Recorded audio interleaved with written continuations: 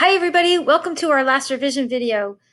So this video is about introductions and conclusions and how you can use this idea of annotating to make both your introduction and your conclusion stronger together. Let's go ahead and jump right in.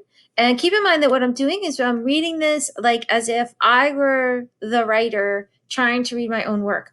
And I just want to say real quick that there's two things you can do to help you get better perspective on your writing.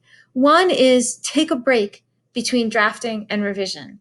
So it's really good if you can plan your time well so that you can draft and then step away for a day or two and then come back and start revising. That really helps you see your writing more clearly. It's really bad to try and do everything the night before it's due. It just doesn't come out well because you can't see your own writing well. The other thing that's really good to do is to read out loud. I know it feels silly, but it's a really good thing to do. So make sure that while you're revising, you are reading out loud because it helps you hear your mistakes and it helps you hear what's good, and it just really helps. So we're going to read this out loud. The real question should be, who doesn't choose who we are? All right, so this is a problem. I don't know what I'm saying here. What am I talking about? I have no idea what the topic of the essay is. Where am I coming from? Okay, then we're going to keep going. As much as we would like to think we choose who we are, everyone has been influenced by what society considers the norm. That's important. Babies are born, parents begin planning. Notice there's a grammatical error there, and I'm just going right past it right now because I'm focusing on the ideas. I'm not worried too much about the grammar. Babies are born, parents begin planning and buying items that fit into the child's biological sex. So from birth, we're influenced by our parents on how we should be and the things we like by gender. Okay, that seems important. Our families influence a huge amount of our identity, and this often creates a lack of individuality in our lives. I like that even better than this. I'm going to bold that because I like this even better than that. During adolescence and throughout our teen years, we are influenced by everything we see and hear around us. Within our communities, biological and otherwise, I'm not sure biological, and that's confusing. I don't usually hear communities referred to as biological. We witness things negative and positive that influence who we become. Okay, so this whole part here, during adolescence and throughout our teen years, we're influenced by everything we see and hear. We witness things negative and positive that influence how we become. Okay, so I'm reading that and I'm like, Tatum. Okay, I know that there's a quote that relates to that. I don't remember what it is. I'm gonna have to go and look, but I know that that Tatum writes about how we're influenced by the world around us, how adolescence is particularly important in the formation of our identity. I know I have to come back and connect with Tatum there.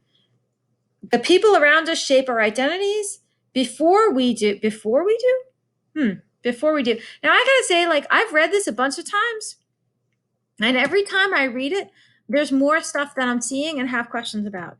So, like, read your work a few times, and especially over time. Like, read it once, go away, read it, come back. It may be helpful.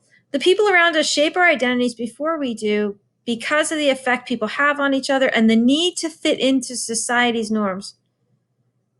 The need to fit into society's norms. That also sounds really important. I want to build on that. People change, and that's something that will never change in our society.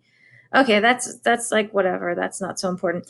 I don't necessarily see a thesis here yet. I see a lot of important ideas, but I'm not sure that I have a thesis yet in this intro. But I know I'm going to want to come back to those important ideas, make sure that I develop them in the body of my essay, and maybe write about them a little better in my intro. So now I'm going to go to my conclusion.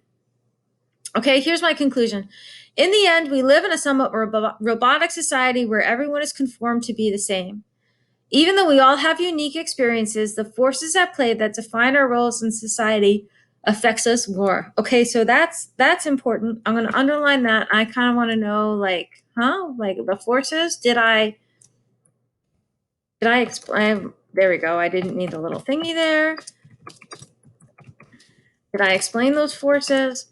And then there's a quote here. Alfred Tennyson wrote, da da da da da. I'm just going to be a teacher for a minute and say, don't stick random quotes from the internet in your writing, because this quote doesn't actually, I know the poem that it's from, and I know this poet, and it doesn't actually mean what this writer thinks it means.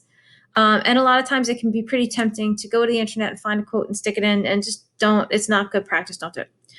This idea also refers back to Tatum's idea that who we are largely depends on who the world says we are.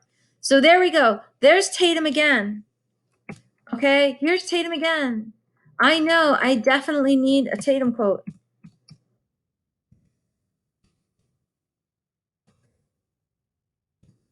Okay, from birth and even after death, people are telling us who we are and who we were. We spend our whole lives trying to define ourselves, but we never truly do.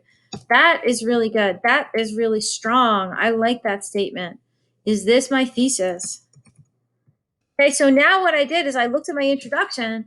I found some of the important things in my introduction that are going to help me focus my writing. Then I came to my conclusion, and I see that I have some of those things in my conclusion too, and that I need this quote that's going to bring everything together. So what I know that I can do now is go back to my introduction, use that quote from Tatum to frame my ideas, maybe use it as a way to set up my topic. I'm not sure. I need some kind of background here, but use that quote from Tatum to frame my ideas, to set up my thesis.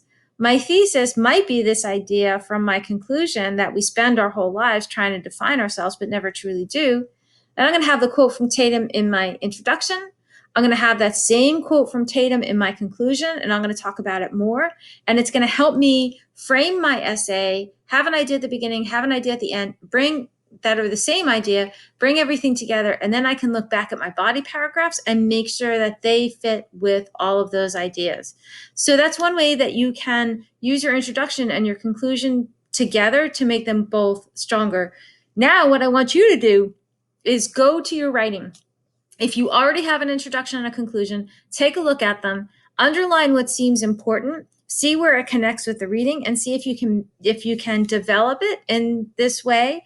If you don't already have an introduction and conclusion, start drafting, see what you come up with, see if this is helpful. And then when you're all done, I want you to send me an email about all three of these videos, talking about how you learned that revision is different from just fixing mistakes, talking about how you might be able to use annotation to find the ideas that you think are really important, and find the places where maybe you have questions, and find the places where maybe you need quotes and to develop your thinking more, and then how you can use your introduction and conclusion together to make them both stronger.